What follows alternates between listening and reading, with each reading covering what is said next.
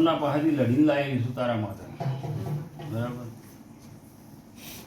આ છોકરાને આ છોડીને તો દાદા રાતી લઈને આવ્યા, મેં કોટો તો કાઢ્યો જ તો, એ તો કાઢેલો જ છે આ પણ એ ઊનો વાયરો જે હતો એ, બરાબર. આ છોકરાના જે રાડ્યો પાડત, જે ધૂણવા આવે, જે બાજી તેદાર રાતીએ બગાડી, બરાબર. એ અખત બીજા દાડે પકડીને ઊભી રાખી, બરાબર. હવે આ મેલડી કંકુ નાઈ, બરાબર. ભલે વધારે બોલી ના બોલી મહેશ, એ કોઈ ધવરાવા આવી નથી તમારે, બરાબર.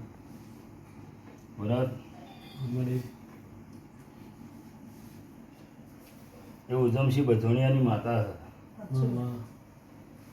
જૂના જીવણીની માતા હતા. મહેશ, હવે મારા મેલડીને સંભાળવાનું છે, બરાબર. આ તને દુશ્મન દાવા મૂચી, ચમ મૂચી?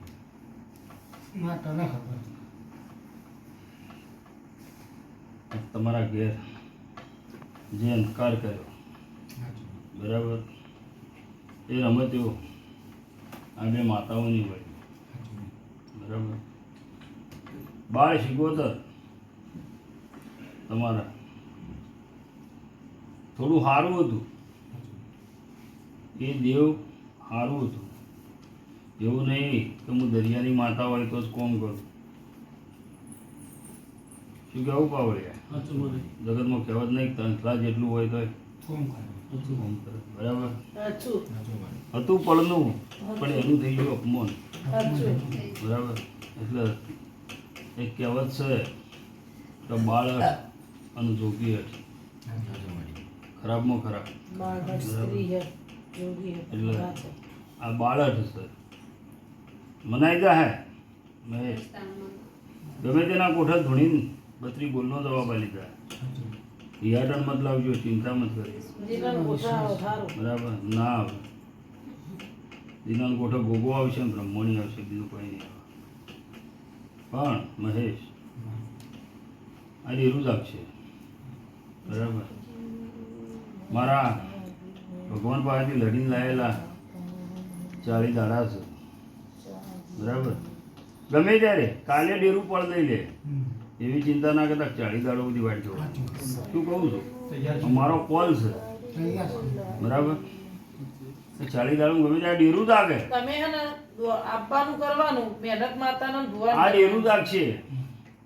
એટલે આ છોકરાના પડદા પાસા કરે, તો જ માનવાનું કે હું વાહણાની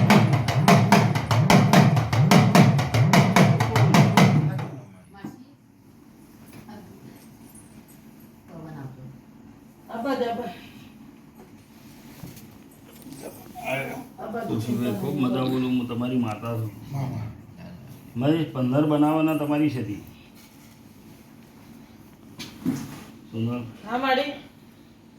શું કહેવો,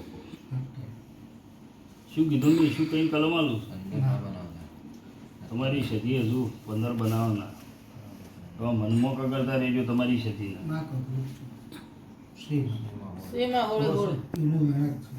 શું કીધું મેં? તમારા મનમાં કગરજો, બરાબર. ચમ જુઓ, તમે મારી પથારીએ બેઠા તો હું તમારી માતાનો ડોળ છોડાવું છું, તમને બેહારું છું. તમારી માતા આપો તો એનું મન રાખું છું, એના બોલ હચવાવું છું, બરાબર. જે ટેમ બની એ ટેમે તમારા સદીનો વિશ્વાસ તૂટી ગયો.